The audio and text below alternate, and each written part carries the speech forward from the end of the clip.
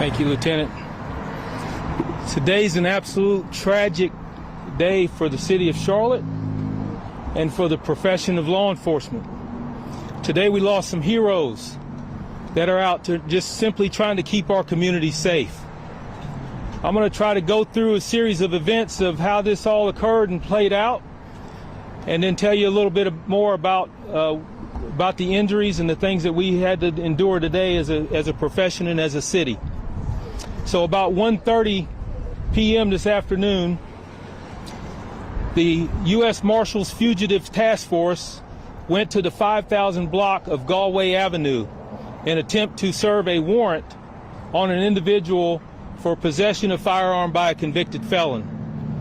When they approached that individual, they were met with gunfire. Officers returned gunfire and struck the victim, who was later pronounced deceased in the front yard of the residence. As officers approached that individual, they then received additional gunfire from inside of the residence. So after a long standoff, we were able to clear this residence and confirm that there were 2 additional people inside.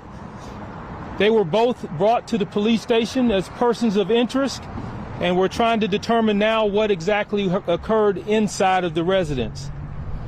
Tragically, there were 3 members of the U.S. Marshals Task Force who were pronounced deceased, and there were 4 CMPD officers who were shot, one being in critical condition who is now in the hospital fighting for his life. A total of 8 law enforcement officers were shot by the suspects in this house.